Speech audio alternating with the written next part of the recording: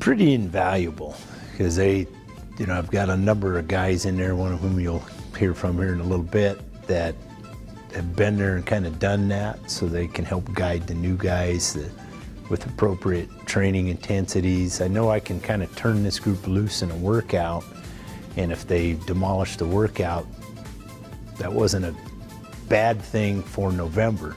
It's just they know where they're at and what they're training for and what they're pushing for, because it's, you can't replace that Nationals experience, and it's just completely invaluable. And it's not just when you get to Nationals, it's how you get to Nationals that experience is really important, because that experience just kind of guides how they train the entire summer and fall. So it's not even just once we get here, it's how it guides them through the summer. So it's extremely important. Yeah, I think for myself, I just always want to keep knocking off new PRs. I've had PR each year and would like to kind of keep on that trend and keep placing higher at both conference and national meets are kind of big for me.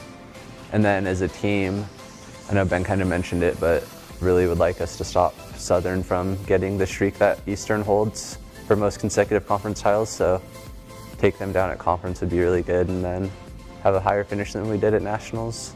Well, the minimum is to be back in the top 10. They started a new top 10 streak. Our record is 5 straight years in the top 10, and there's some guys in the program that want to break that record here in a few years. So that's kind of the minimum one. We'd like to finish in the top 4 with the trophy.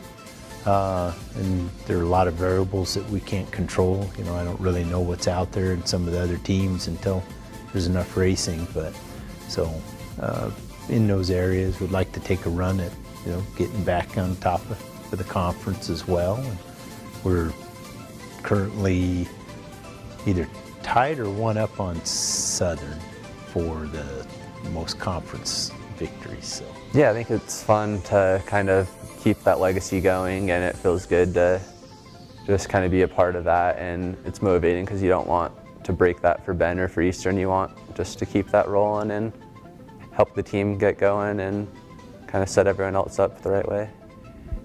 I think they're excited. I would say that's the best word for it, is they're excited about the fact that the conference is that tough. They're not, the returners especially, certainly are not afraid of that. I don't know if the newbies understand it, but I know they're not afraid of it. And it's, for me, it's extremely motivating, and it's just fun. Conference is kind of a wild brawl of a race to a certain extent. And with that many good teams in there were a number of years in the 90s where we won conference and it wasn't much of a feat. Now you can be 4th and you can be one of the top 10 teams in the country, and that's a lot of fun.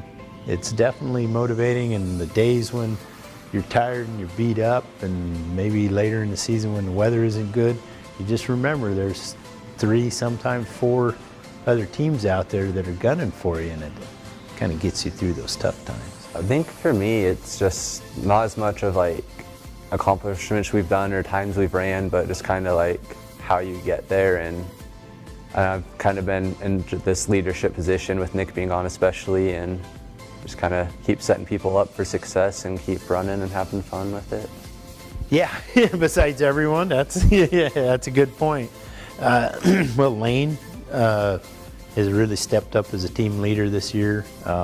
He's also had an excellent, not just summer training, he's had an excellent about 2 years of training. So hopefully that pays off for him. Dustin Zimmerly.